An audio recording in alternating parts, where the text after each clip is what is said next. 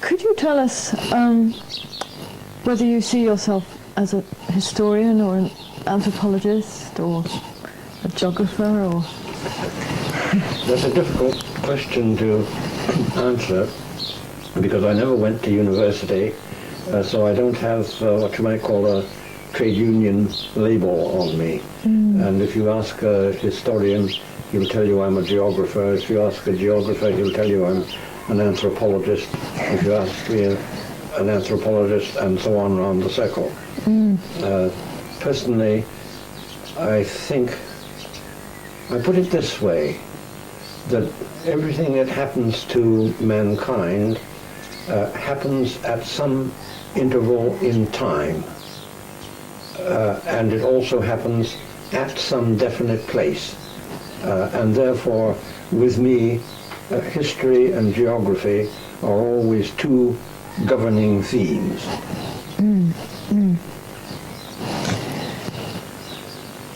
So how did you come, in fact, to be interested in Mongolia? Like a great deal of the rest of my life, that was an accident.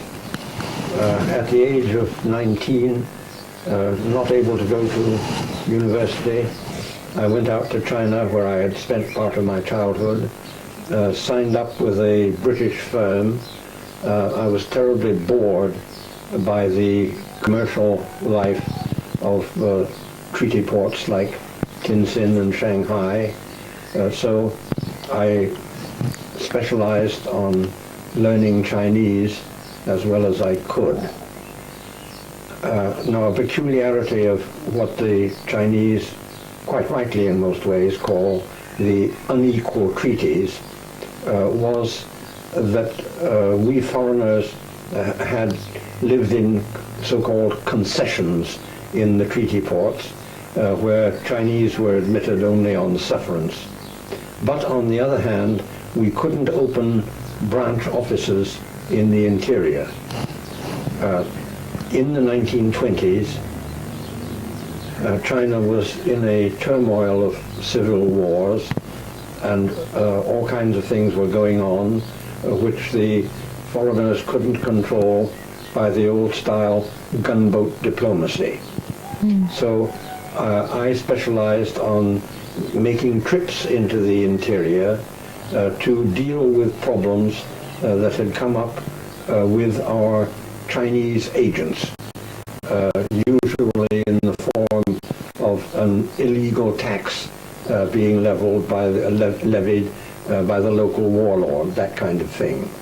Well, after I had a certain amount of experience at this, I went up one time by the railway to the edge of Inner Mongolia, to what was then Railhead. And there we had caravans coming in from Mongolia and from Xinjiang, Chinese Turkestan, even from Tibet. And it was fascinating to see them, these camels, plodding into the railway freight yards, kneeling down alongside the freight wagons, and the loads taken off and put straight into the wagons. The age of Marco Polo meeting the age of steam. And the trouble was that there was a civil war going on, and how were we to get the wool that we had contracted for through the lines and into Tientsin so they could be shipped to Liverpool, Hamburg, Boston, Philadelphia, and so on. Well, I managed to wangle that deal and got my cargo through. And then I said to my boss that after all we were dealing in a blind market. We didn't really know the interior. We weren't dealing with the producers. We were dealing with an agent who dealt with an inland trader who dealt with small traders and peddlers who went out among the tribes with pots and pans and acquired wool and other cargo by barter. so why not give me leave for a year to travel up there and look over the ground myself and get some idea of the realities. And he said, no, they couldn't do that because the times were too troubled and I get captured by bandits or something, and the firm would have to pay a fat ransom to get me out and all this kind of thing. So I said, well, in that case, I'll resign and go on my own, which ultimately I did. But by the time I started, I had met and married my wife, and while I went up by trading caravan, she waited till I got to Xinjiang. Then I got Xinjiang, in spite of its backwardness, had a radio mast, and from there I sent a radio wireless message to her. She came around through Siberia and Soviet Turkestan by rail, and joined me on the Chinese frontier. We traveled on from there up and over the Karakoram route, down into Ladakh and Kashmir and India, and so home. This led to my only period of formal academic training, namely a year in what was then called the Division of Anthropology at Harvard. Not to get a diploma or anything of that kind, but just to acquaint me with what social scientists were interested in, and to know something about their methods and outlook and so on. So then back to China, a year in Manchuria, and then several years after Manchuria, I decided, well, now I've traveled through Inner Mongolia by caravan to Central Asia, and I've traveled in Manchuria. But all this has been done depending on use of the Chinese language. And I've traveled among Mongols, but I've been dependent on Mongols who could speak Chinese. And that doesn't get you to the heart of the matter. I've got to learn Mongol. So I spent a winter in Peking with a very good Mongol teacher who got me well started on both the spoken and the written language. The next spring I went up to Inner Mongolia and found a marvelous chap with whom I traveled year after year for a month or two every year. He was a Khalkha. No, he was not a Khalkha, he was a Jaksin from the west of what we used to call Outer Mongolia, now the Mongolian People's Republic, and a first-class camel handler, and he didn't know any Chinese or any Russian or anything but Mongol, which was just what I needed. So I bought 4 camels and we just launched off, each man riding a camel and leading a loaded camel, and knocked about aimlessly in Inner Mongolia, sometimes camping alongside Mongol camps and sometimes camping on their own. And by the end of that first journey with him, I'd really broken the back of the problem of using the language and entering into the life. Could you tell us something about the caravans and what they carried and what kind of people were on them? Yes, that's one of the projects I'm working on now, because everybody knows that there was a Silk route. They usually call it Silk Road, but it wasn't a road. It was a network of routes leading from the Great Wall of China through Chinese and Russian Turkestan, finally reaching the Mediterranean. Everybody knows that existed, but nobody knows how it was done. And I'm the only European or American who has actually lived that life. And I know the practical problems. How much weight does a camel carry? What is the length of the day's march? In sandy country, in gravelly country, over mountain country, and so on. What are the problems of herding and feeding and keeping your animals in good condition. That life I've lived. So I'm writing for Scientific American a paper on the long-haul caravans. What did they carry mostly, and what did they bring down to in China? the 1920s, what they were bringing down was not only wool, but vast quantities of sheep's intestines. This was in the days before the plastic sausage, and the sheep's intestines were sold to Europe and America to make sausage casings. From Xinjiang, Chinese Turkestan, we also brought down cotton. And this had an interesting story behind it, because in the period of the American Civil War in the 1860s, the newly industrializing Russia was cut off from its supplies of American cotton.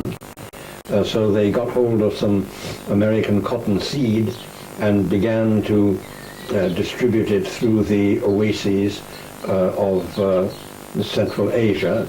And thus, by the 1920s, they were growing a very good quality, long staple American cotton.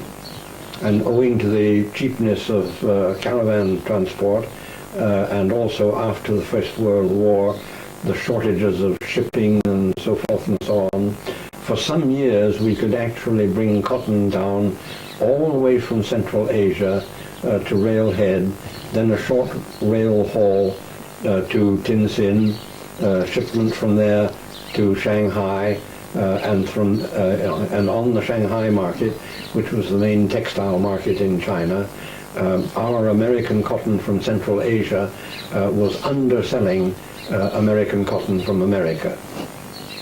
What did the camels take back again? Going back, they took all kinds of things. Cloth, metalware, cigarettes, anything you can think of.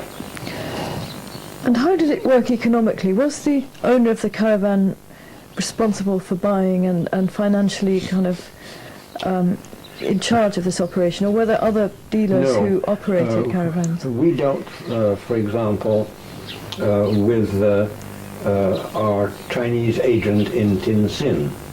He had connections with an agent merchant up at Railhead. The agent merchant would hire camels from a professional caravan owning house firm. And then when the caravan set off, this is an important thing, because we always talk about the camel as a ship of the desert, which is nonsense. But a caravan is a ship of the desert, because the head man of the caravan is like the captain of a ship. His number two is like the purser of the ship, and the men who lead the camels, camel pullers the Chinese call them, are like the crew. And as on a ship, there is a whole set of conventions which you have to learn. For example, the custom was that no camel puller could be asked to pull a string of more than 18 camels. And a caravan that was too much over the number of, say, 10 strings, that'd be 180, would become too unwieldy, and the problem of grazing would be difficult. What happened with money? You said that at the Mongolian end they were engaging in barter. Yeah. But by the time they got to China, it was obviously money they were By the using. time they got to China... How did that work? Oh, that was very complicated, because in certain parts of the, in a few parts of the interior, they were still using uncoined billets of silver. Then there were silver dollars. Then there were Chinese paper dollars. And some of these paper dollars were issued by the government, and some were issued by provincial governments. So that gambling on the rate of exchange was part of the art of doing trade. It added to the risks, but sometimes it added immensely to the profits. Yes. But by the time the caravan got to Mongolia, did it then pass out of the hands, as it were, of the big controllers down in Tientsin? By then, yes. By then, when you were actually traveling in Mongolia, the whole responsibility was on the shoulders of the head of the caravan. With the exception that a member of the family of the caravan owning firm travelled with the caravan. And this again is a shipping comparison. He was like what was known in the old sailing ship days, the supercargo. And when the caravan reached its destination, then the caravan master, the captain, handed over to the supercargo, and the disposal of the cargo and so on was in the hands of the supercargo. And that was done through Chinese merchants in Mongolia, or? The supercargo was, no. He represented the Chinese firm down on the frontier. And at our destination, he dealt with a local merchant who was in touch with the small individual traders who actually traveled among the Mongols, bartering and buying and selling. How would a Mongol at that period have become a trader as opposed to a normal herdsman or pastoralism? Was it a full-time occupation, or did people do it for part of the year? There were practically no Mongol merchants. But a caravan man then, or somebody working on a caravan, or taking a caravan with some goods from one place to another, how would somebody take up that kind of job? Well, they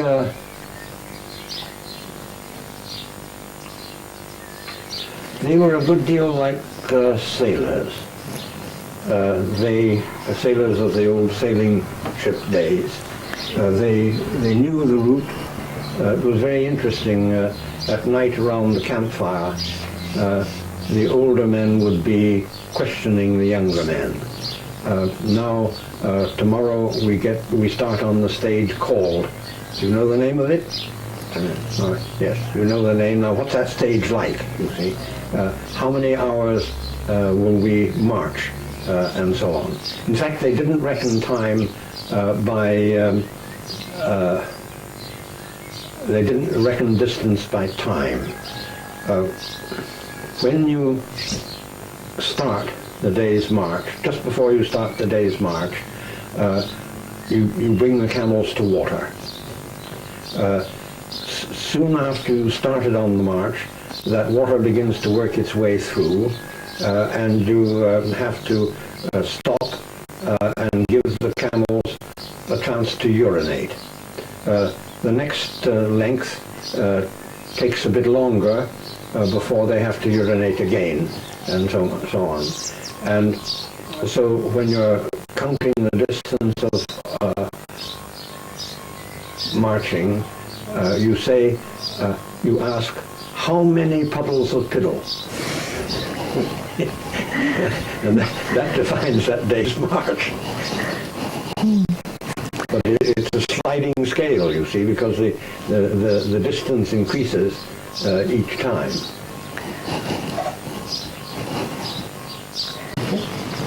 Just to get things straight about the trading, Owen, you said that the Mongols were virtually never merchants. No. So who were the people who did the final trading in Mongolia?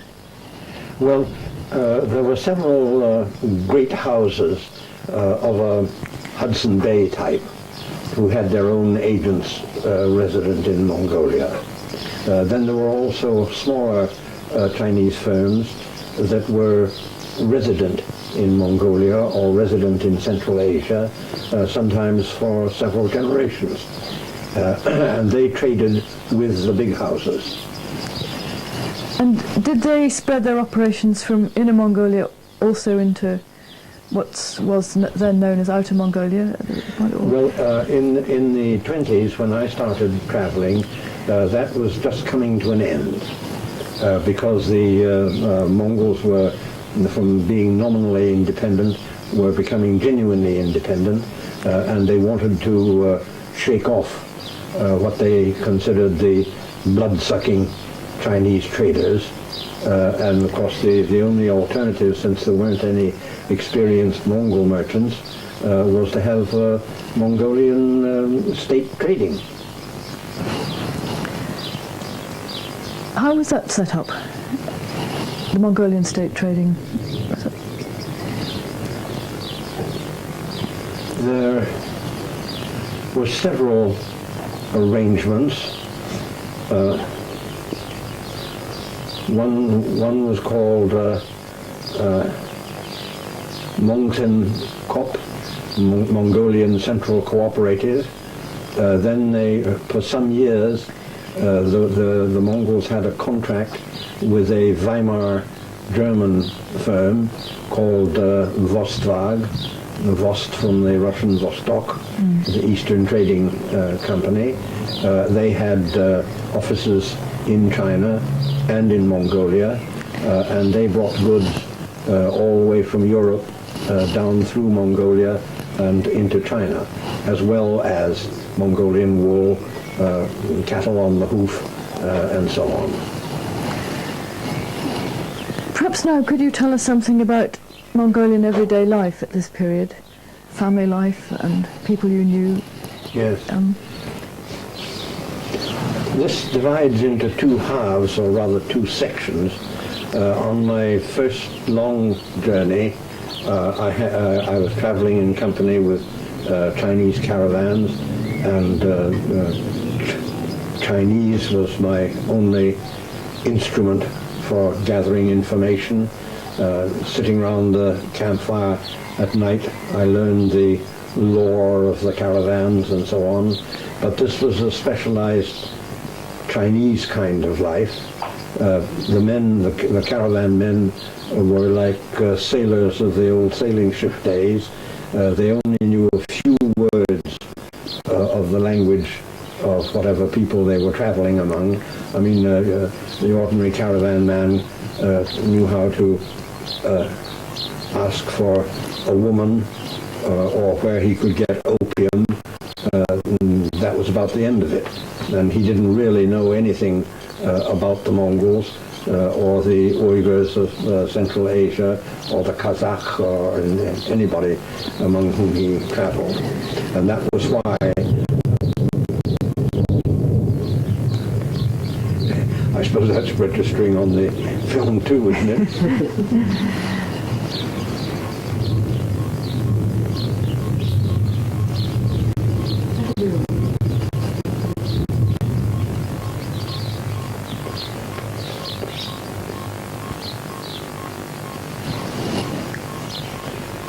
And that was why I decided that I had to learn Mongol and get in among the Mongols.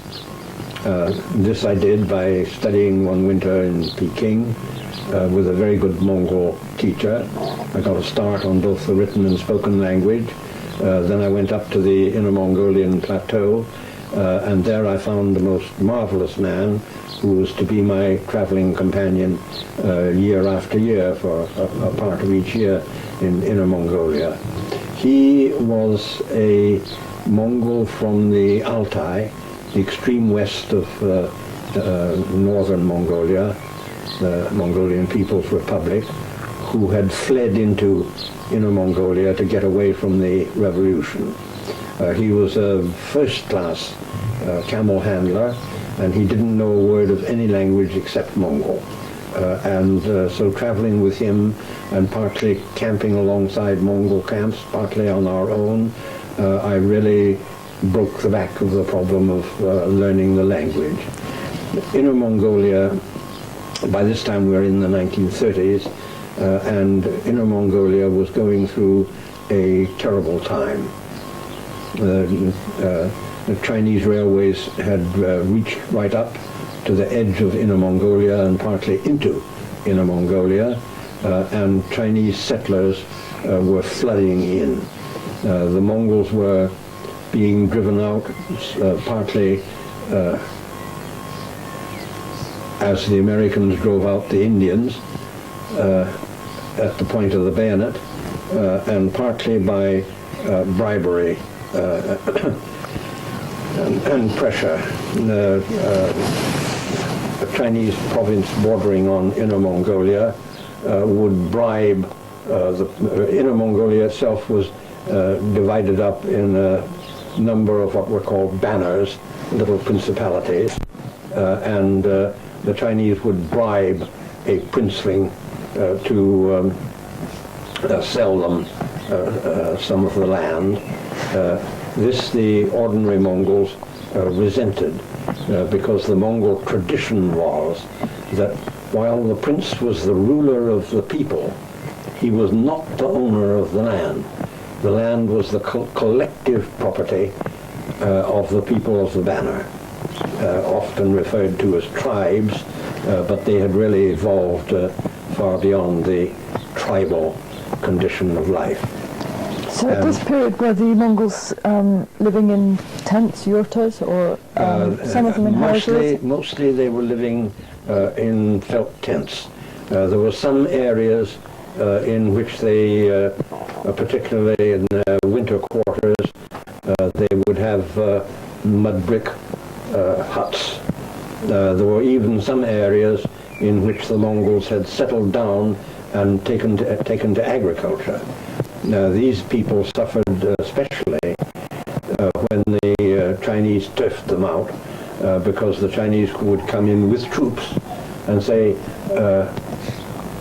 you are Mongols, therefore you are nomads, therefore you have no right to squat on the land like this. Get out.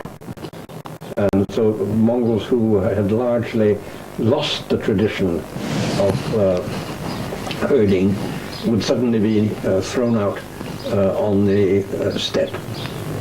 If they resisted, they were called bandits. And how did they live? In small encampments, or a couple of families, or in larger groups? No, normally several families would camp together so that they could rotate the work. This is a most important point when later in the revolutionary years we come to things like collectivization and so on, because pastoral nomadism is not a primitive form of society. It is extremely sophisticated and complex, and it's governed by several forms of rotation. One is that you have to move the herds according to the season. You rotate them from the main divisions are summer pasture and winter pasture, but in some areas there is spring, summer, autumn, winter, with four main moves. Then you also have to rotate the use of the pasture by different animals. Because, well, the simplest example is that you can graze sheep on a pasture where the cattle have just been moved off. But you can't graze cattle on a pasture where the sheep has just been moved off, because sheep crop the grass so closely that cows can't get at what's left. Therefore, there existed a form of cooperation among the Mongols before collectivization.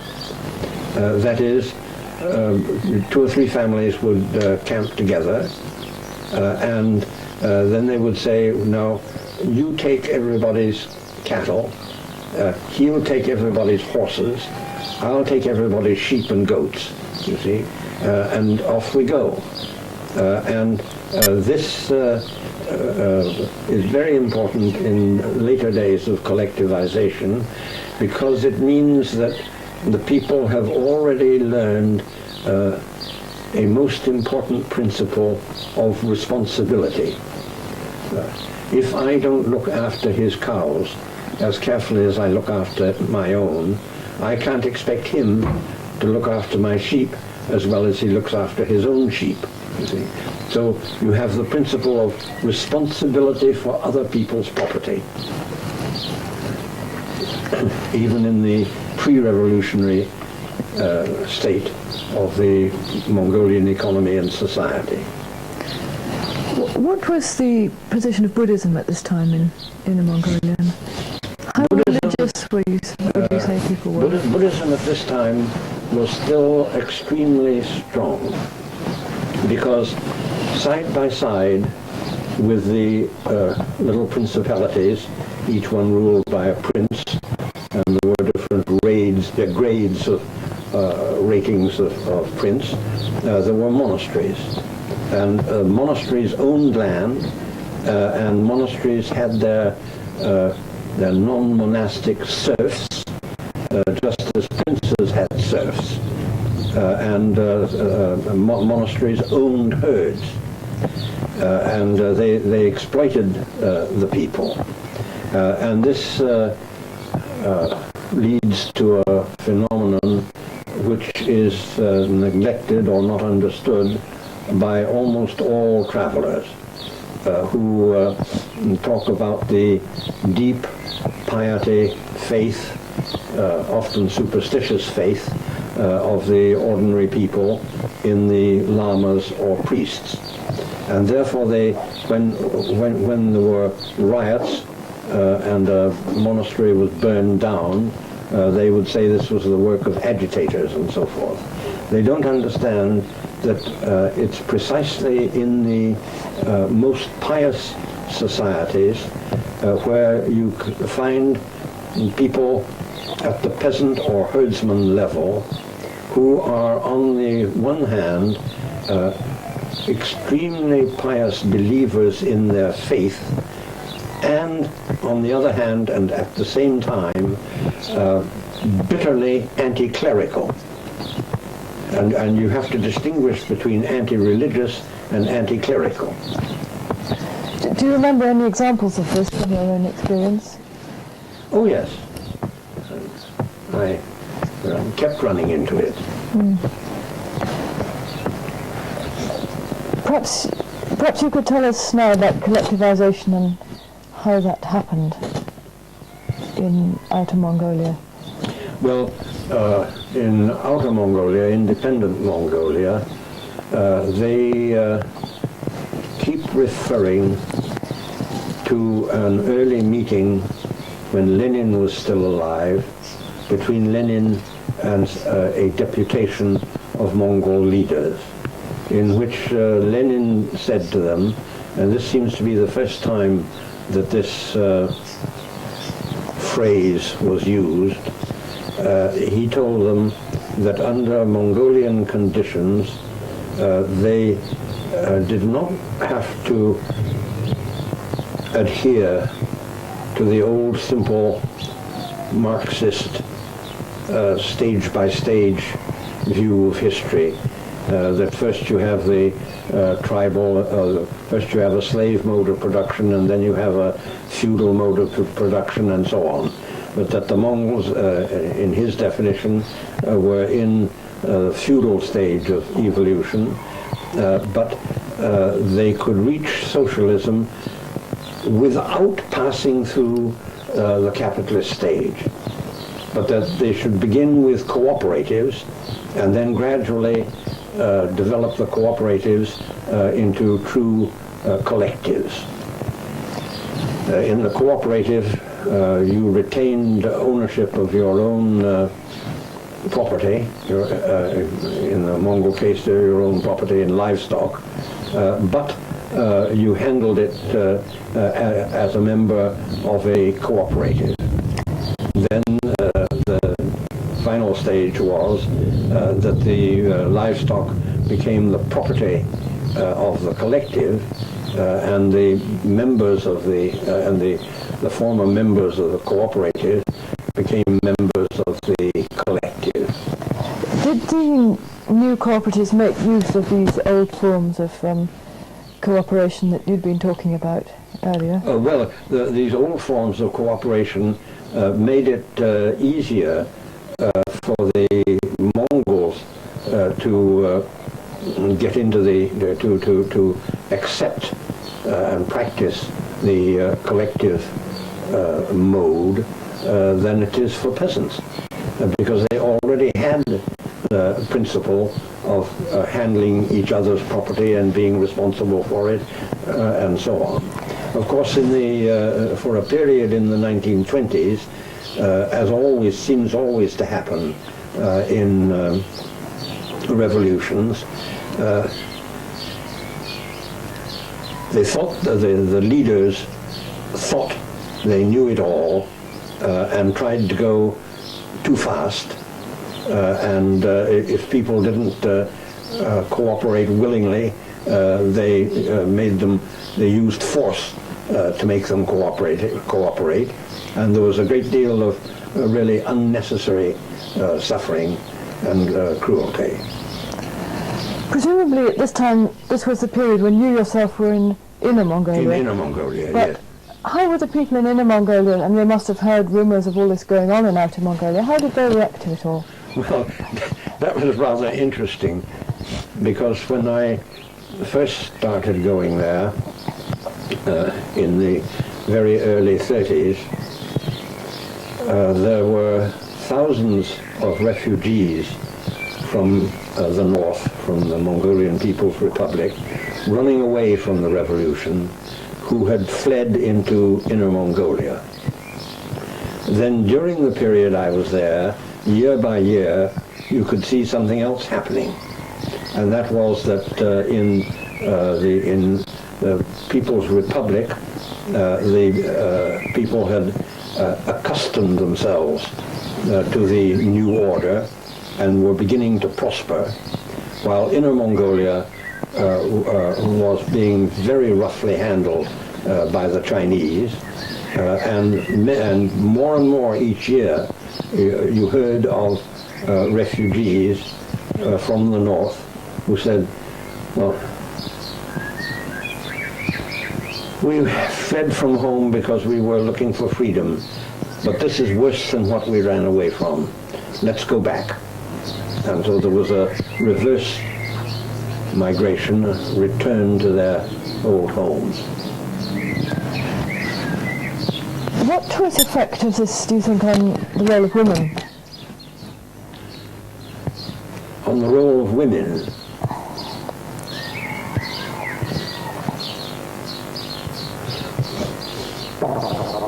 The role of women among nomads has always, I think, been better than among settled peasants, because with the need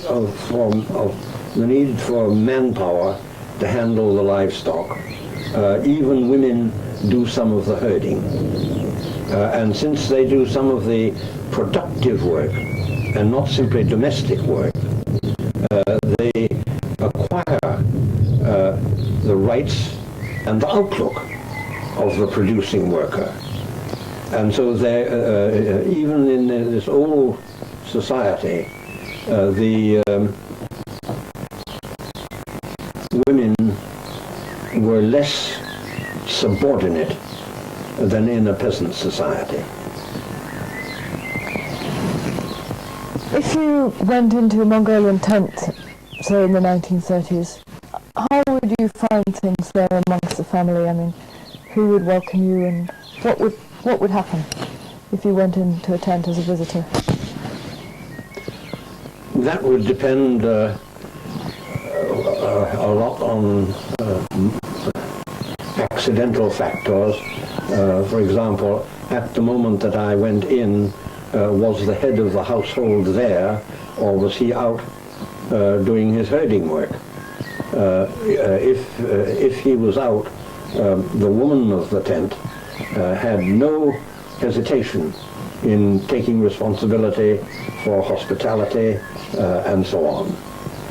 And you would always be offered tea with milk in it, and you could sit and talk freely and so on. There was a lot of protocol and etiquette.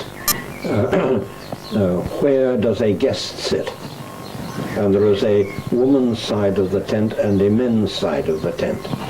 And the back of the tent, farthest from the door, has the position of honor for a guest. And then you must learn bits of etiquette. There was a fire in the middle of the tent, and with a grate around, a round grate around it, and you had to learn that you mustn't just casually flip a cigarette end into the fire or knock out your pipe against the iron grate. This is desecrating the god of fire, and all kinds of bits of etiquette like that. And the right gesture with which you extend your hands to accept a bowl of tea. All these things have their rules. Guests would sleep on the left-hand side as you go into the tent through the door, on the left-hand side and up against the back.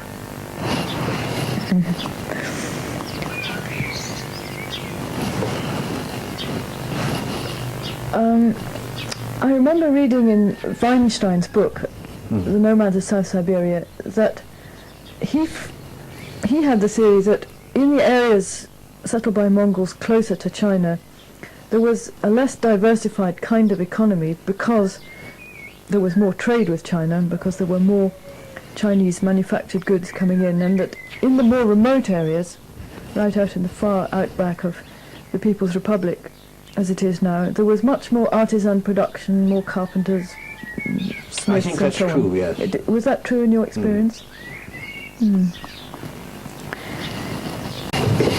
How would you say that life differed amongst the princely families from the commoner families in the 1930s? Generally speaking, of course, the noble families were better off, but by the end of the 19th century, there were princes who had gone poor through gambling or dissipation or whatever, and there were commoners who had become relatively wealthy, and there were actually cases of people of princely blood working as the paid employees of wealthy commoners.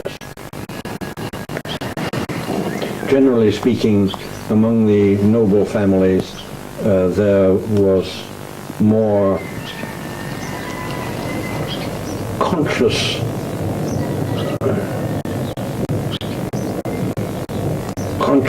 upper class behavior,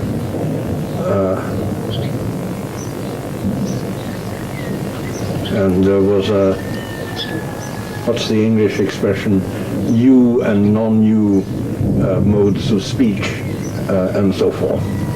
And I was careful to learn the old ceremonial forms of greeting and so forth. You exchanged those, and then you went relapsed into the ordinary language. And how did the two classes react to collectivization, and what happened to the wealthier people when collectivization was proposed? Well, I know of the case of one family who had been, at the time of the revolution, well enough off so that they had hired labor to help them look after their livestock and so forth. And they evaded collectivization as long as they could. But after the period of mistaken enforced collectivization, when the collectives really took hold and began to prosper, they found that their hired herdsmen were going off to join the collectives. So finally they themselves went to the nearest collective and asked to be admitted, and the collective authorities asked them, how many in your family? They gave the answer. How many head of livestock? They gave the answer. Ah, no, we can't take you in. We're already overloaded with stock, and we haven't got enough herdsmen, and you will just increase our problem. And finally they had to get down practically on their knees and beg before they were admitted into the collective. Now I've been out and visited that particular collective and met members of the family that are in the collective, and they're doing very well. What kind of people were the early leaders of the collectives?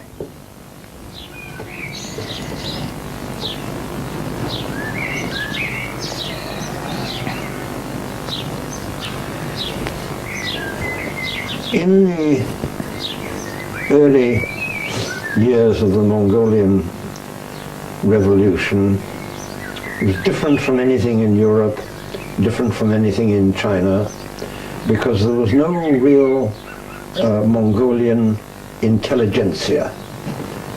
So there was not the phenomenon of, in Marxist terms, bourgeois leadership of the proletariat.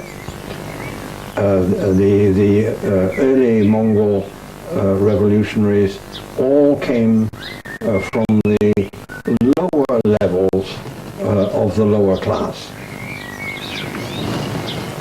And what would you say was the influence of Russians in the formation of these cooperatives and collectives?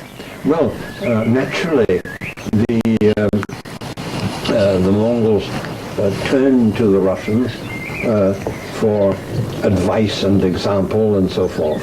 And in those, in the middle 1920s, the Comintern was still very strong, and numbers of the advisors who were sent into Mongolia were Comintern representatives of communists from various countries, not just Russians.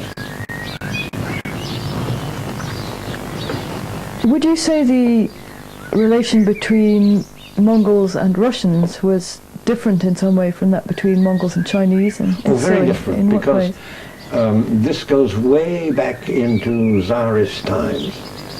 The tradition of hostility between Mongols and Chinese was a very old one. The Chinese had never forgotten the period when they had been ruled by Mongols and resented it as being ruled by barbarians. And the Chinese trade in Mongolia was a barter and usury trade in which the Chinese merchant would give the Mongols goods on credit and demand an enormous rate of interest. When the Russians first appeared on the Mongolian horizon in the late 1500s, they were a different kind of people. You see, Russia was making itself a great nation. It had finally defeated the Swedes, it had defeated the Poles, it had defeated the Tatars in southern Russia, and was becoming a big-time country.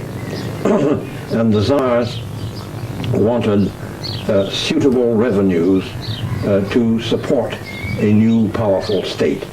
And therefore, they didn't want the revenue cut off by landholders taking everything in rent and diminishing the amount that would go to the state as taxes.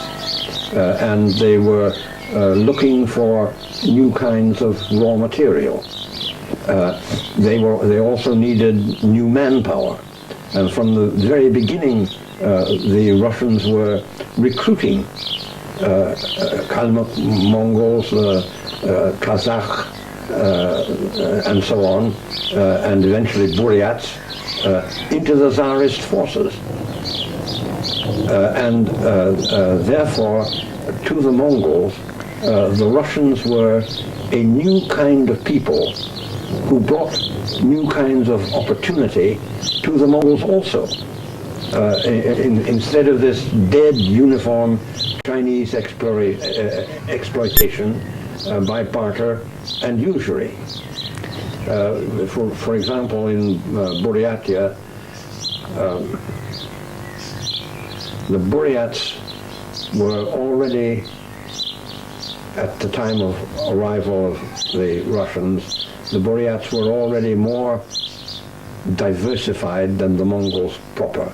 They had a good deal of cultivation, for example. And when Irkutsk on Lake Baikal was founded, first as a Cossack garrison point, then as a trading post, and then increasingly as a kind of colonial city, it was the Buryat cultivators who provided the grain to feed the city. Also for purposes of trade, it was, well, not only trade, but a simple thing like house building. In those days, of course, there was a question of log buildings, and it was Buryat carpenters who built Irkutsk. And it was Buryat farmers who supplied grain to feed the city.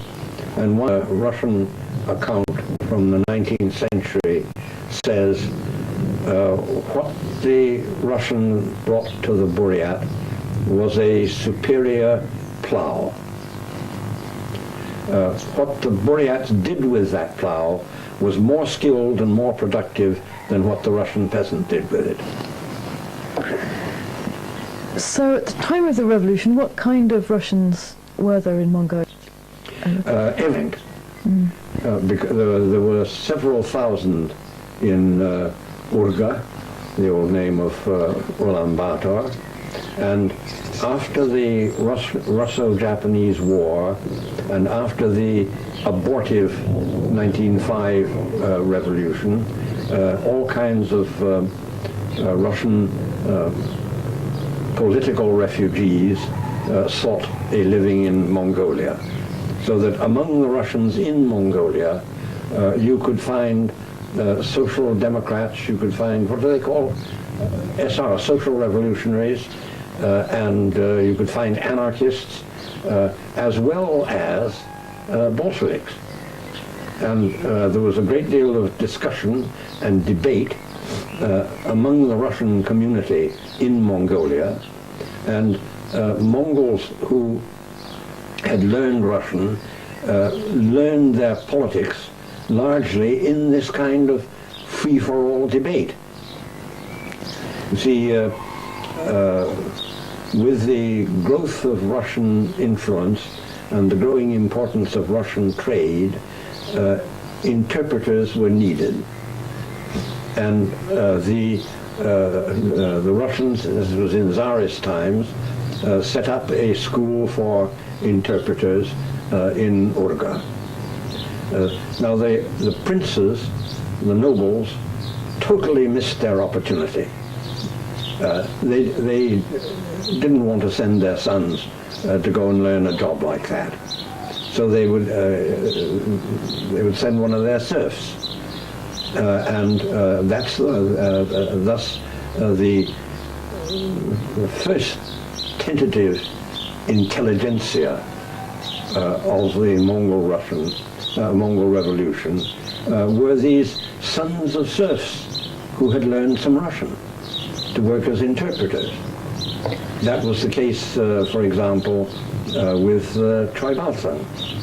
And then most astonishing of all was that these nobles who prided themselves on their descent from Chinggis Khan and so forth, and the glorious military tradition of the Mongols and whatever, they wouldn't even send their sons to the new military school when Mongolia tried to form a national army. Sukhbatar, generally regarded as the father of the revolution, he was the son of a serf who had married against the will of his family and his wife's family, and run away from northern Mongolia to Urga. He was traced and threatened with being repatriated to his own little principality, and then allowed to get out of it by sending his son to the military school instead of the son of one of the noble family of his principality. And that was where he started to learn Russian and so on. And incidentally, even the times were so troubled in Russia itself, and the chemical change of politics in Russia was so rapid that even among the military instructors at the military school in Urga, there were also left-wingers. And I suppose there was a Russian presence also in the Cossacks who were stationed along the border between Russia and Mongolia, that northern border. Oh yes. And this again shows the difference between the Chinese and the Russian contact with Mongols. Very soon after the Russian occupation of Buryatia, Buryat Cossack regiments were formed. And some of these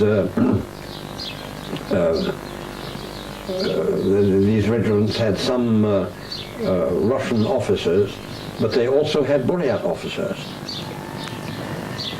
What would you say was the relation between the Mongols proper, Khalq Mongols, and the Buryats? And were they in some sense jealous of the Buryat advantages in relation to education and so on?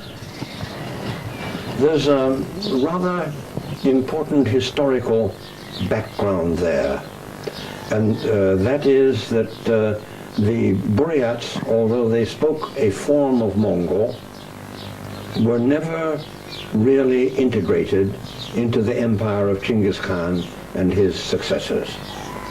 So the Mongols themselves don't now, and never did, use the expression Buryat Mongol. A Mongol was a Mongol, a Buryat was a Buryat. And even today, a Buryat girl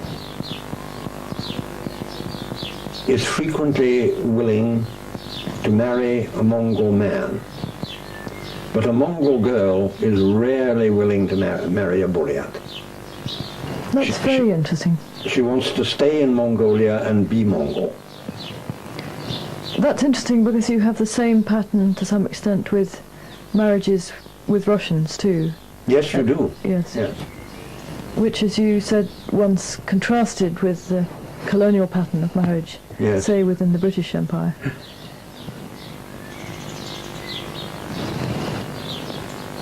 Could you tell us about that?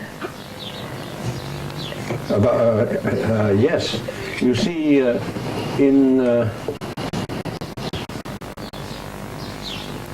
in South Russia, there was a historical pattern that continued into the period of Russian expansion into Central Asia. That is an ebb and flow of power. There would be periods when there were Turkish-speaking rulers of subject Slavs, followed by a period of Slavic rulers of Turkish-speaking subjects, and so forth. And the result was that the relations between the two kinds of people were not ethnic or racial, as in colonial societies, but from the beginning they were class relationships. That is, the lower classes would intermarry with the lower classes, the upper classes would intermarry with the upper classes. And even today, among Russians, people will boast of the fact that they have some Tatar blood. Even Nabokov, the most Russian of the Russians, was proud of the fact that he had Tatar blood. Could you tell us perhaps now something of how you've experienced changes in Mongolia since the days when you were travelling with the caravans in the 1930s and your present numerous visits to Mongolia?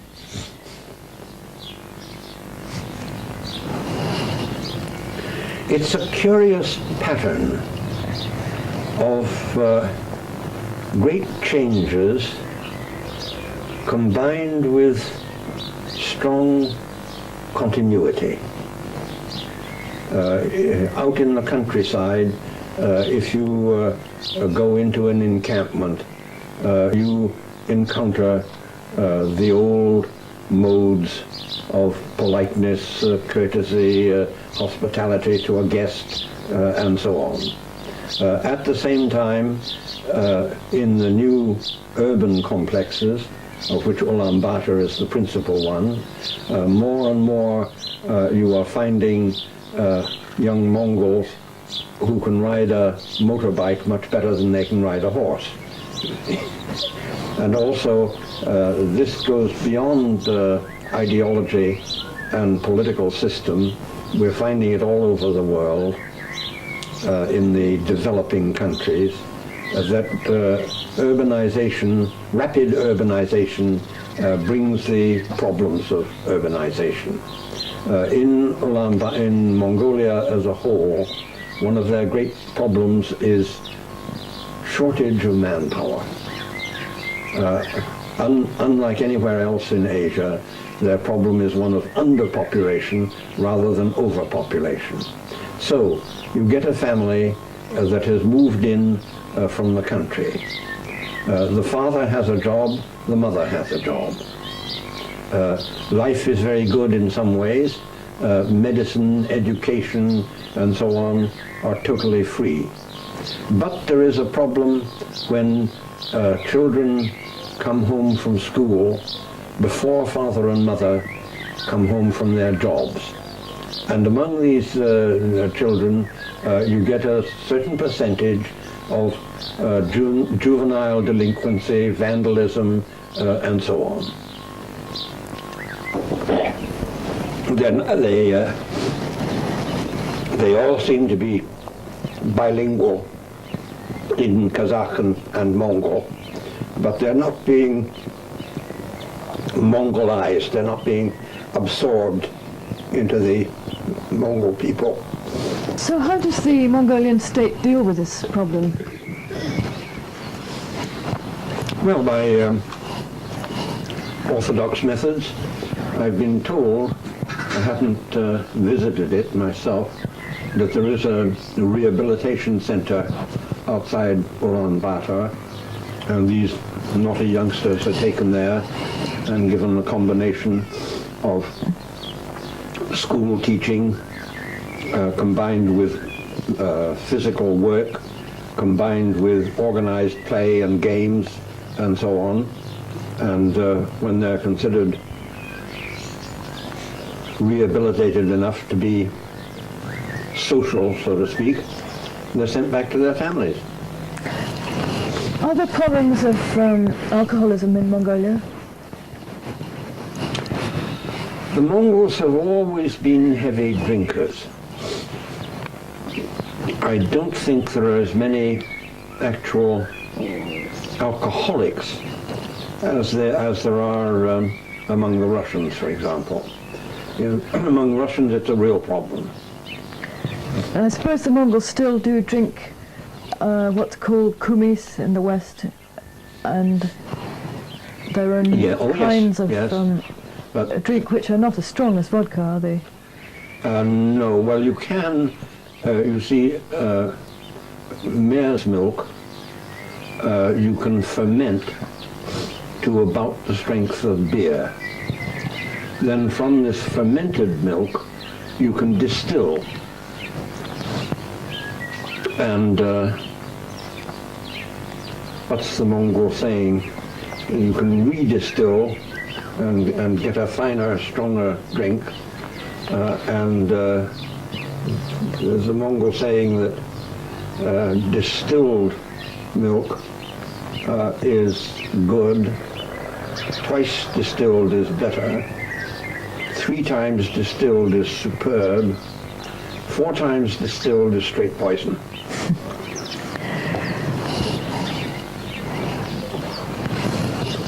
In Mongolia today, there are not only Mongols but also Kazakhs living in the far west. Could you tell us something about them? Yes, they are the most important minority in Mongolia. I don't know what it comes to in, well, it's supposed to be about 5% of the total population. Now, in the Manchu days, the Kazakh were treated as aliens. They had no hereditary princes, and they were not allotted any territory of their own. And they were considered to be tenants of whatever little Mongol principality they lived in. And this contributed to their becoming the most celebrated horse thieves in Mongolia, because they would ride off from their principality of residence and skip 2 or 3 and steal horses and then ride back by a different route, and it was very hard to trace them. Since the revolution, they have been allocated a territory in the northwest corner of Mongolia, which is their own. And there they form the majority. There are Mongols among them, but the Mongols are the minority and the Kazakh are the majority. And having land of their own and collectives of their own, they have prospered exceedingly. They are very intelligent, very enterprising. Everything they do in a skilled way. And I remember talking with the rector of the National University in Ulaanbaatar, and he said, of course, like everybody else, we have to make our plans, and planning ahead, we look at the different regions of Mongolia, and we decide who needs how many engineers, how many veterinaries, how many this and that, and then they are requested to send in their students accordingly. But when it comes to the Kazakhs, invariably they come back saying, we have made our own plan, and it's different from yours. The numbers of engineers and whatever are different. We look at their plan, we compare them with other statistics, and invariably their plan is better than ours, and we accept it.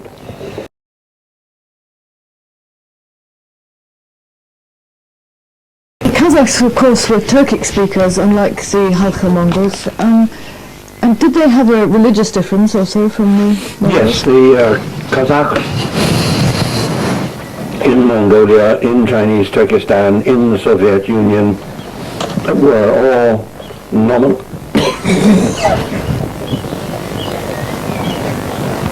nominally Muslims, but their Islam was very thin.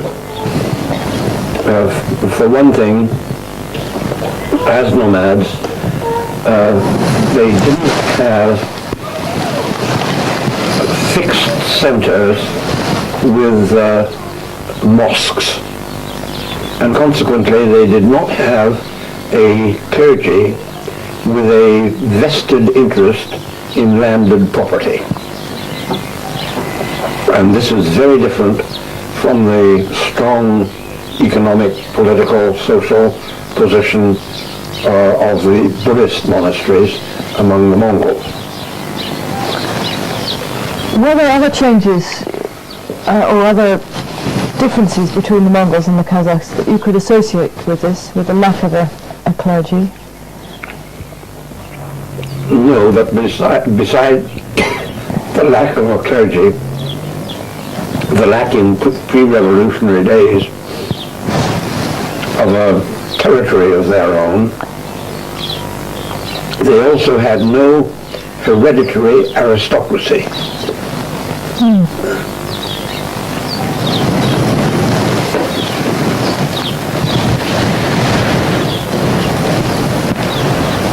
We were talking earlier about education. How would you see education affecting social relations in general, perhaps relations between parents and children or between men and women, if it has done, in present-day Mongolia? In present-day Mongolia, education, of course, is as open to women as it is to men, to girls as well as to boys. Everywhere you begin with a primary school, out in the country, in the collectives, each collective will have a school, and those who live at the collective center send their children to school on foot every day. From a bit farther off, they ride in on horseback or sometimes on camels. From still farther away, they're brought by bus, and from still farther away, some are brought to board at the school. Education with Russian as a second language begins fairly early. I couldn't tell you exactly what age. Then on beyond that, let me see.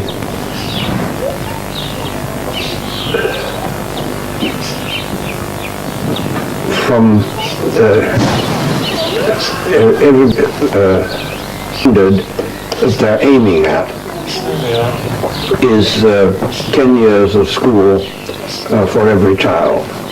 That is above the from 8 or 9 to 18 or 19. Most of a large part of the country reached 8 years, but more and more are reaching the 10-year standard.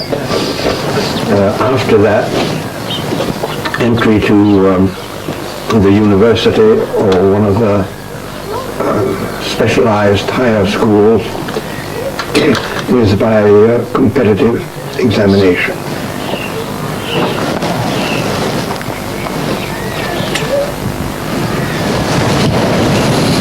And people who are educated at school, are they happy to go on leading the sort of semi-nomadic life of a herdsman in a collective, or does a large majority of them want to go on to live in the city and work in? I should say the large majority get city jobs. But I remember once we were driving in a jeep, and I said to my traveling companion, look, there's a tent over there with mares tethered beside it. Let's go and ask for a bowl of mare's milk. So fine, we went along there. The family was a member of a collective, but they were old-fashioned. I think it was the only tent in which I saw Buddhist holy pictures still hanging in the tent. And there was a boy there, about 16 years old, and I said, what are you going to do when you leave school? He said, I'm going to go to Irkutsk, that's in Siberia, and do a year or two of veterinary science. I don't want to become a professional veterinary. I just want to learn enough about it so that later I will know if there's trouble in my herd, the animals I'm herding, whether I can handle it myself or whether I should send for the vet. He said, and then I'm going to come back here and I'm going to be the best damn herdsman in this part of Mongolia.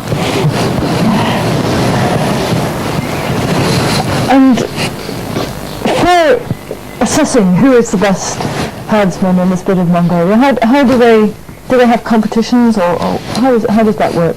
They do, and they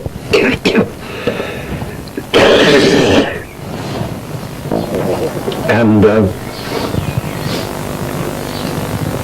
exactly how the competitions are held, or whether it's done partly by simply from the records, the account books of the collective, you know, how many successful births of sheep and cows and that kind of thing. But every year they have a sort of parade performance in Ulaanbaatar, to which the best shepherds from all parts of Mongolia are summoned to the capital and have little medals pinned on them.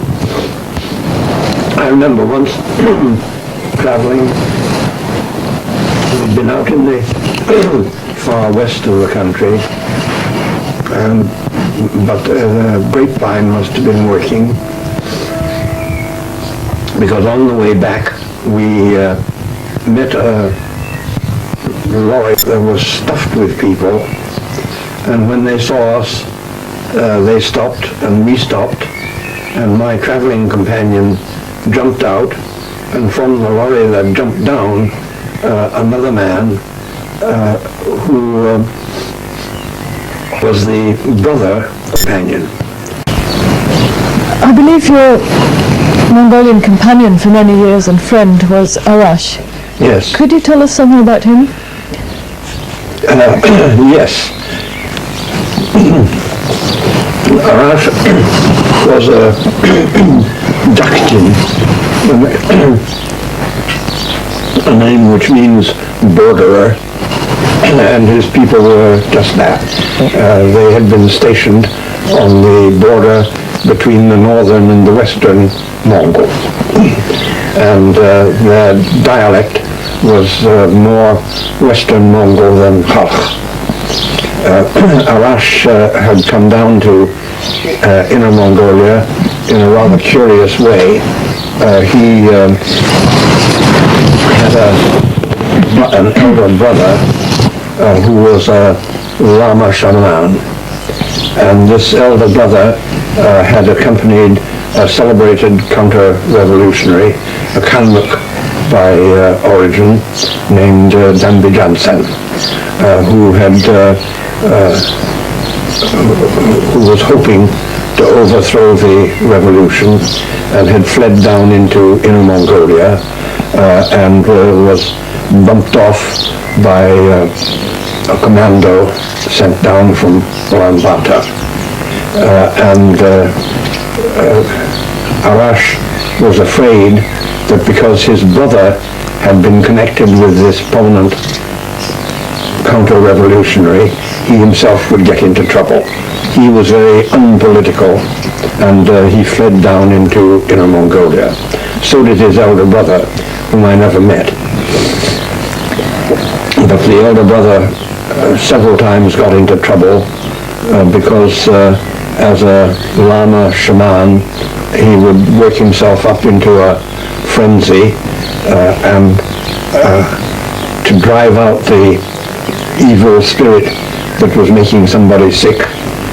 He boasted that he could drive a knife into the body of the sick man and expel the spirit.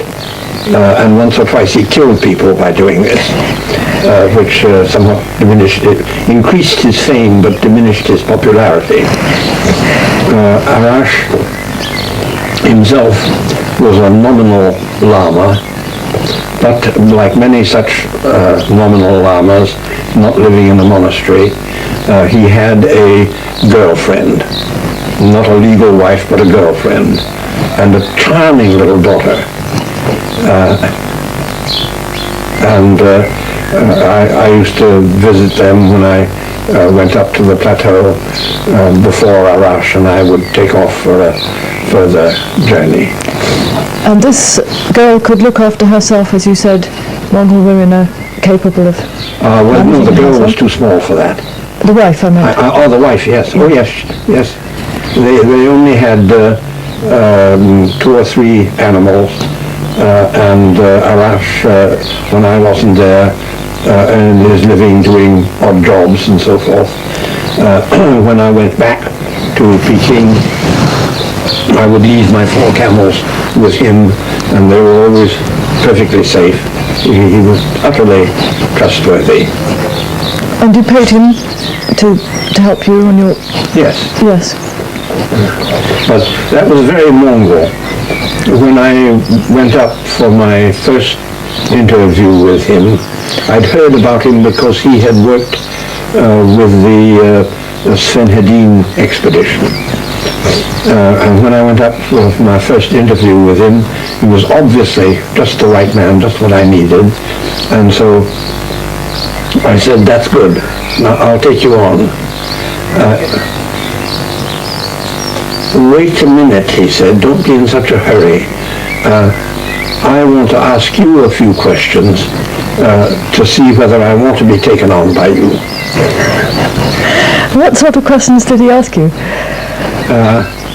I forget now, but the general drift of them was that he was a camel man, and he would be responsible for the camels and that end of the traveling, but he was not a personal servant.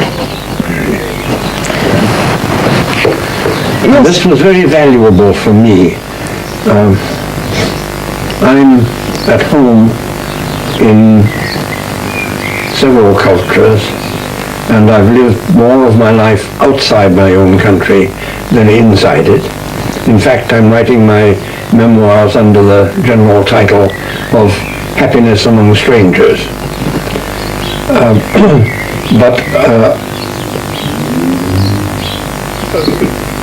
In all of these cultures, I've been in a sort of upper middle class position and so forth. And the Mongolian culture is the only one that I have entered at the worker level, and that was due to Arash. Because when we were in camp, I would do the crude, unskilled labor while he did the skilled things and so on.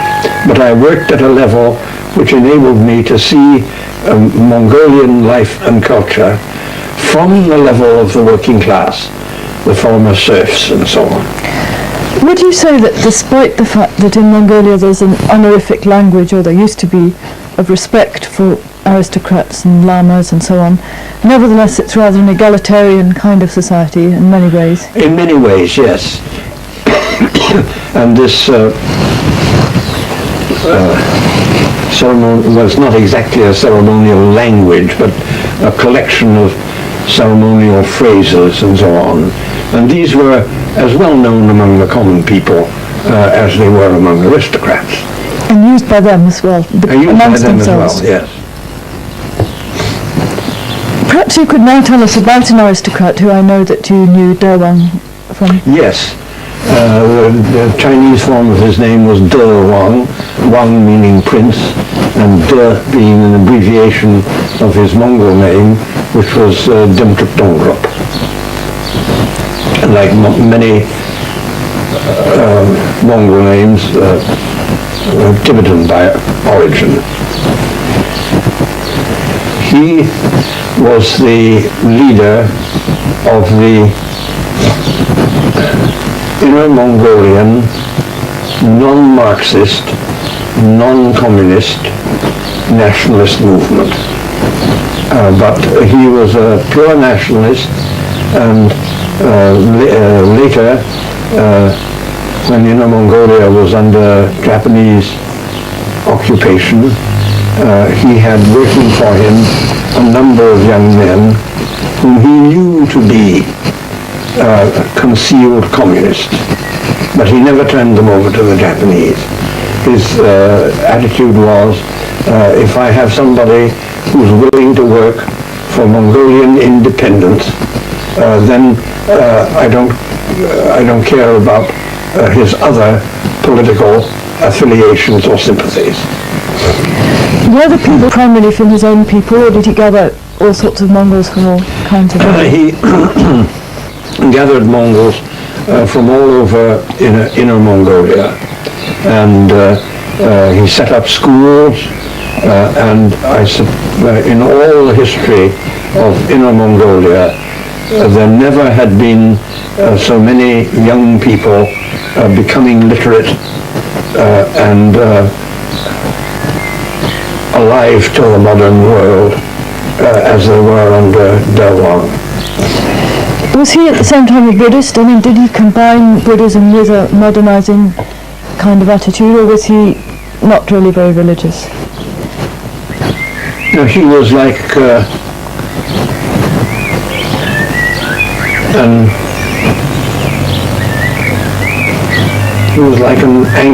an upper class Anglican, not only a member of the Church of England, but beyond going to church once every so often, not having it weigh too heavily on him.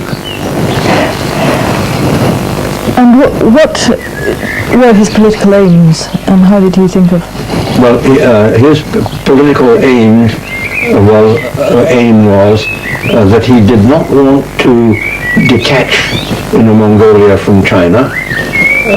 Still less did he want Inner Mongolia to fall into the hands of the Japanese. But he did want autonomy, and the Mongols of Inner Mongolia to manage their own taxation, education, things like that.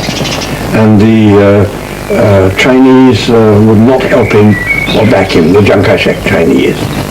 And the Chinese communists, of course, also had it in for him because he was not under their control. And what sort of support did he have? Did he take taxes from some people, or was he given contributions? He was given contributions. He had to move very carefully because princes, Inner Mongolian princes who were far more conservative than he, were a bit distrustful of his modernizing and were more likely to make deals either with Chinese provincial governors or with the Japanese. And would you see that as the reason for his ultimate failure, really? Yeah, ultimately, when the Japanese surrendered, and then Chiang Kai-shek was being defeated, he tried to evade the problem by escaping into independent Mongolia, but the Mongols at that stage did not want to quarrel with a China which had newly come under the power of a communist party, and so they returned him to Inner Mongolia. The Chinese communists tried him as a traitor because he had been under Japanese control during most of the war, sentenced him to death, but commuted that to a life sentence. Ultimately, he was released, and in his last years, he worked as the librarian of the great Mongol library, which he himself had created in a Mongolian library. I think he was a very fine man, an honest man, perfectly straight, and I've always felt honored that he considered me not as a foreign expert on things Mongol, but as a friend. How would you compare his role with that of Ulan Fu, the more recent inner Mongolian nationalist leader? Well, Ulan Fu, his name is an interesting marker right at the beginning. Russian names ending in "of," the Chinese transliterate as Fu. So, and they wrote his name.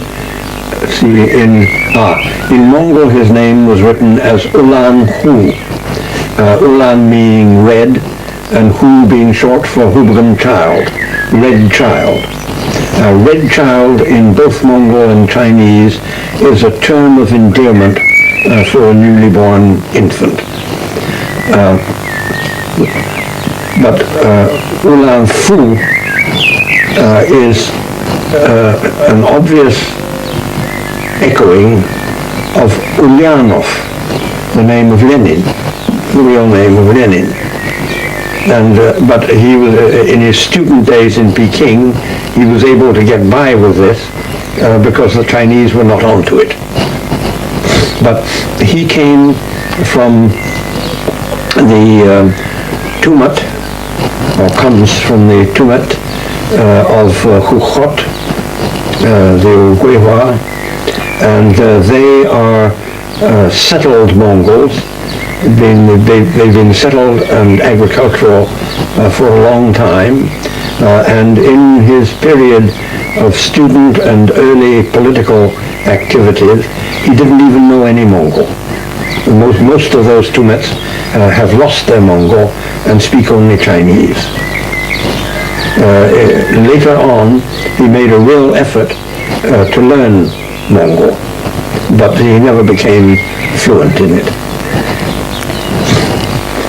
So his political success was perhaps due to him being somewhat in between the Chinese his and the political Mongol. success was the fact that his entry into Marxism and then into the Chinese Communist Party was a desirable acquisition for the Chinese Communist Party because he could be exhibited as a representative of one of China's minorities who was an enthusiastic member of the Chinese Communist Party.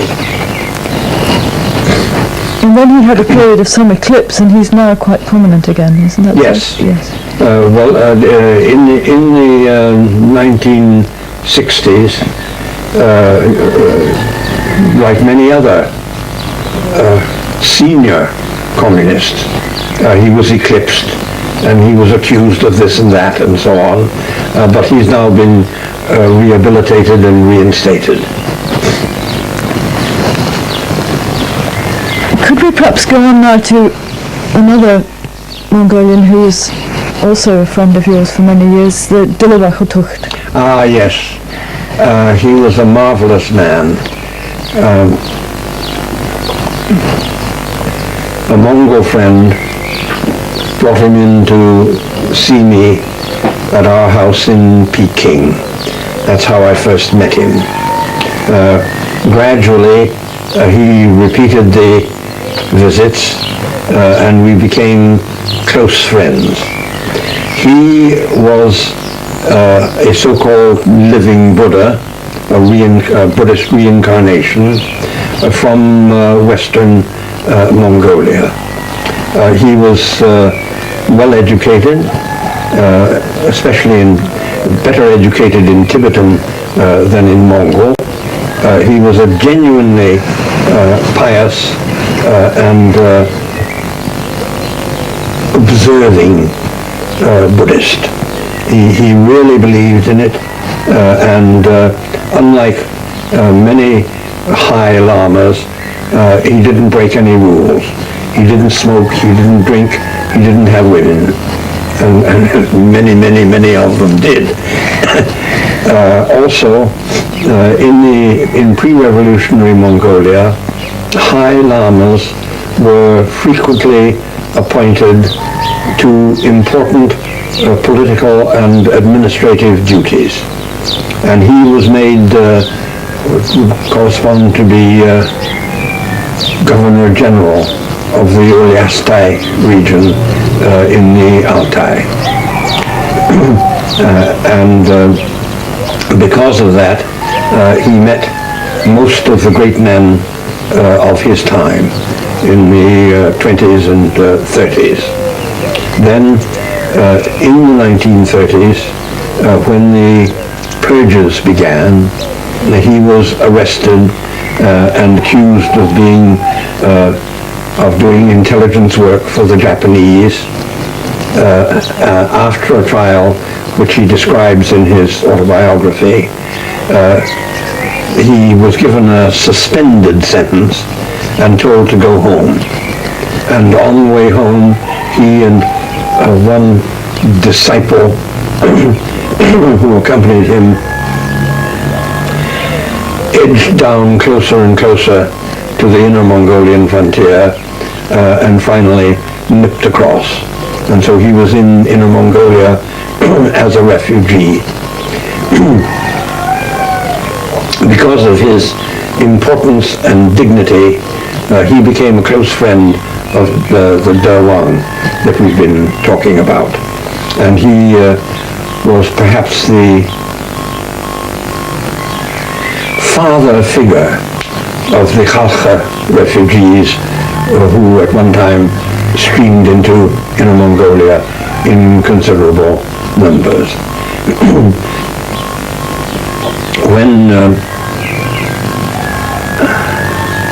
When I came back to China, when the Japanese occupied Peking, they got hold of him. And they took him to Japan and toured him around and had him honored at various Japanese Buddhist monasteries and so forth, and tried to make him into a Japanese puppet. But he evaded that. When he got back to China, he managed to get down to Shanghai, and with the help of a Chinese Buddhist, he got from Shanghai to Hong Kong. From Hong Kong, he got to Chongqing. And I found him there in 1941 when I went to Chongqing to work as advisor to Chiang Kai-shek. And Chiang Kai-shek allowed him to come and live with me in the quarters allotted to me as the Generalissimo's advisor. It was a real lifesaver because we could sit and talk to each other in Mongol as if it were a secret language, which in fact it was, because nobody around us, nobody with whom we were in touch, knew a word of Mongol.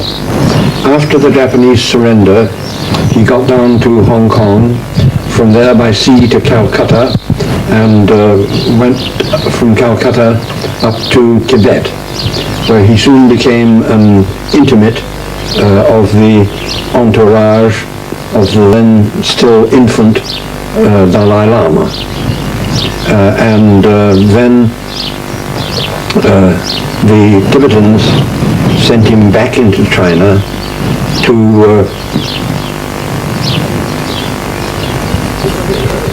make a report on what was going on in China, what was likely to happen, what was coming out of the Civil War, and all that kind of thing. He was in Peking when Chiang Kai-shek collapsed.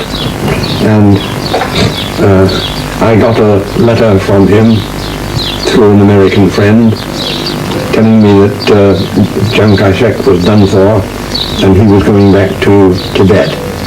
So I wrote to him and said, on your way to Tibet, instead of going this time round by sea to India, I can arrange for you to fly to America and come and visit me and my family here. You see, my son was the equivalent of being his godson, and the two were very, very fond of each other. And I said, you must come and see your godson. So he did come, and he stayed on and became a most valued member of the Mongolian seminar that I was then running at Johns Hopkins University. After my wife and I came to England in 1963, he went up and stayed with American friends in New York. Then it was discovered that he had cancer, and my son wrote to me that he was dying and knew he was dying, but said that I will hold on if your father can come to New York and see me for the last time. So I flew to New York. He was still alive, very weak, but fully in command of himself. And so I went on from New York late that afternoon to see my son up in New England, but the Dilawar died before I could get back to New York the next day. Now, together with my Japanese colleague Fujiko Isono, I published at the end of last year a book on the life and times of the Dilawar. The proper pronunciation of his name is Dilawar, and that contains his political memoirs, and we've reproduced his original manuscript of that in the old Mongol script with our translation of it. Then another section of the book is his autobiography, because I thought it was a good dodge. I said to him to get properly reacquainted with your godson. You must tell him the story of your life. So we had session. My son was then still at school, but in his school holidays he would come down and we would have sessions. And the old Dilip would sit cross-legged on the floor. My son and I sat on the sofa, and he would tell me. He told the two of us the story of his life. Now he was speaking in Mongol, which my son couldn't understand.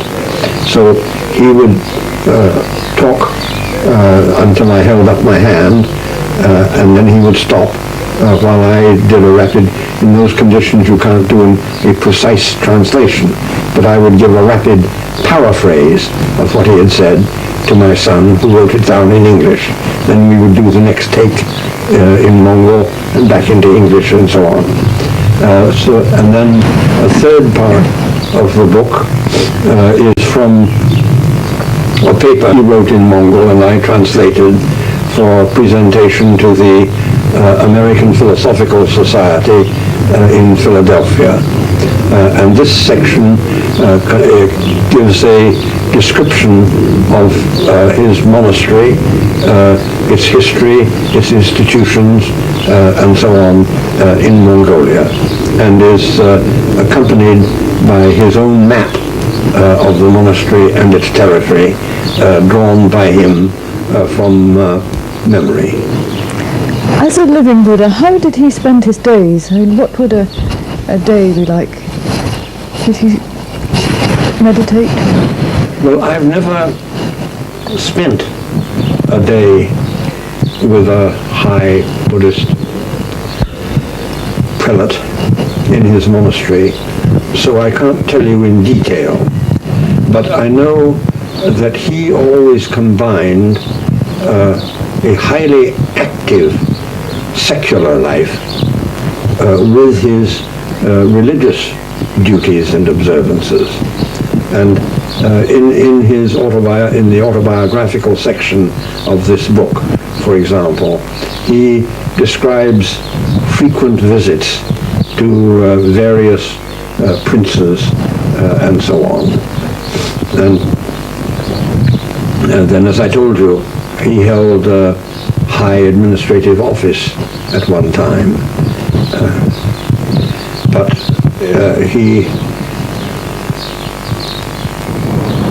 I don't think that his version of meditation was the kind of thing that you find among rather pseudo-Zen people in Europe and America.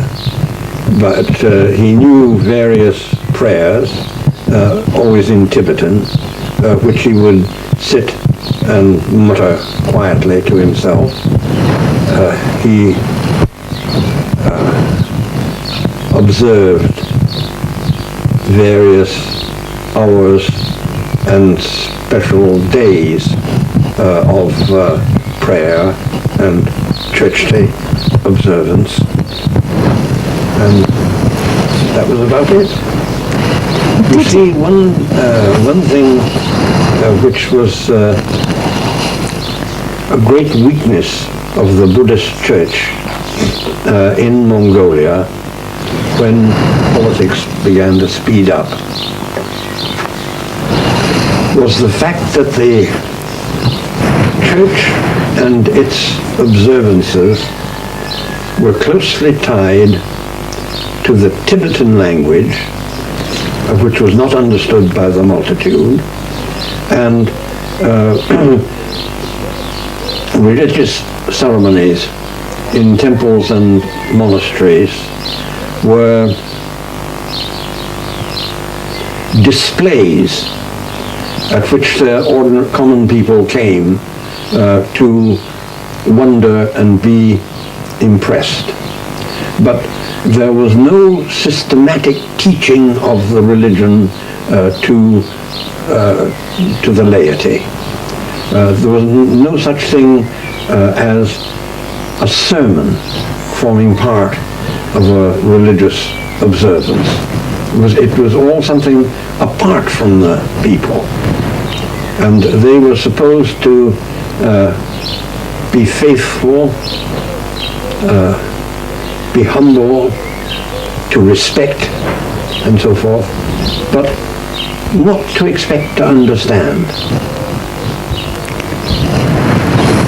Before he died, did he talk to you about his reincarnation? He said several times, not in his last illness, but several times previously, he said there would be no reincarnation. Was there any reason for that? I never tried to inquire into that. In fact, he said to me more than once, you are a trusted and beloved friend, but you have the kind of mind that will never understand religion. So it's no use talking to you about religion.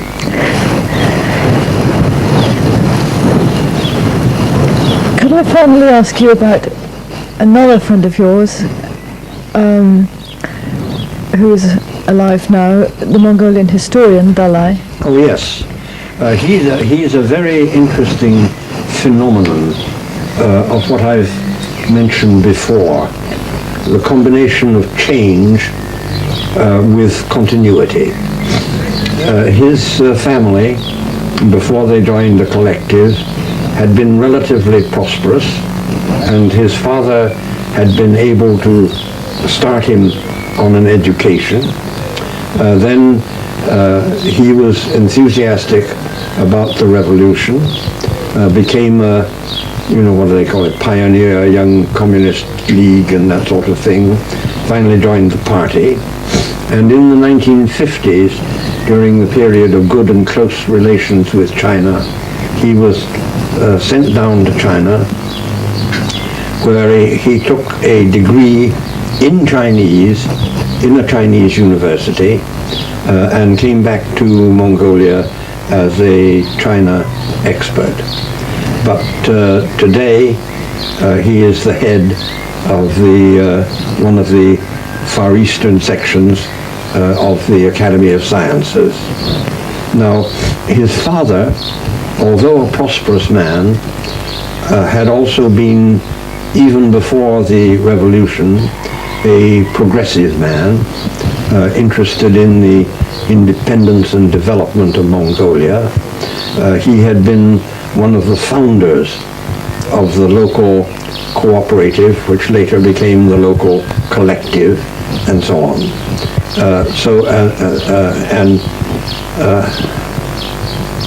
He tried to be as Marxist as he could. But Dalai told me that when he came back after 4 or 5 years in China, and in all that time he'd never been able to make a visit home, when he finally did get home, his father said to him, your horse, the horse that I gave to you when you reached puberty, which is an old Mongol custom. He said, that horse died while you were down in China. I didn't write to tell you about it because I didn't want to distress you. But I did the right thing. I took the horse's body out on the steppe and left it there for the vultures and the wolves and the foxes to clean it, to eat all the flesh.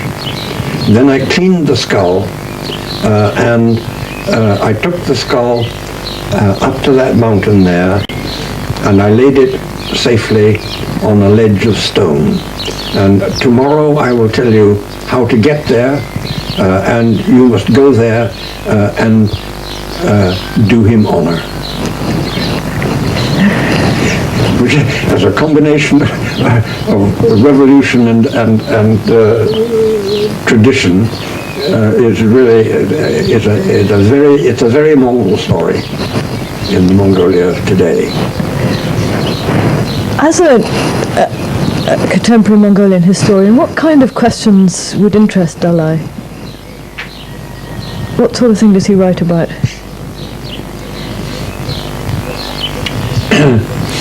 He has written probably the best book in any language on China under Mongol rule in the Yuan dynasty. And that is based principally on the Yuan Shi, the history of the Yuan or Mongol dynasty. He doesn't do much in the way of separate papers, because for some years he has been so much occupied with administrative work, in building up his institute.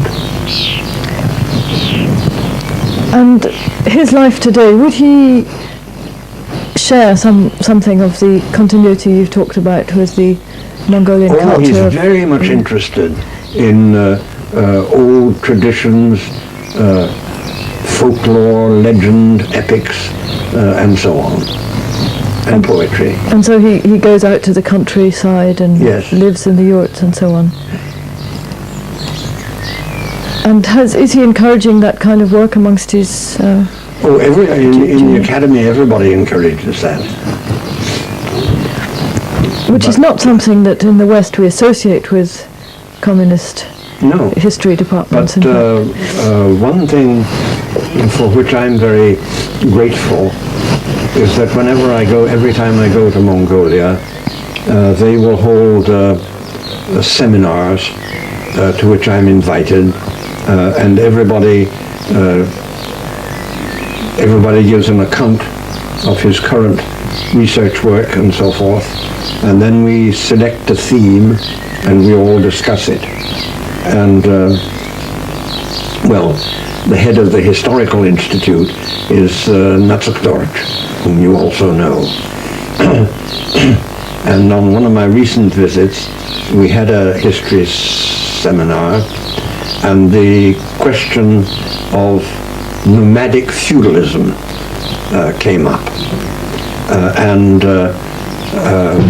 they said various things about it. Of course, this is being very much discussed among Marxists at the present time. And so I said, well, the way you have set out this theme is extremely interesting. It's logical, it's consistent,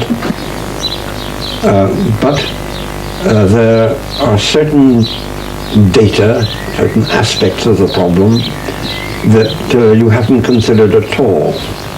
That may be because you have already considered it and decided that it's not important enough, in which case I should like to know your reasons. But in the meantime, it occurs to me that really in connection with feudalism, we ought to discuss such and such and such. I paused, and Nacek George slapped the table in front of him, and he said, "There you go again, Lattimore. You're always coming up with ideas which we as Marxists cannot accept. But you manage to put them in such an interesting way that they have to be discussed. So keep it up," he said, "we like it." Which is a form of compliment from Marxists that one doesn't always get.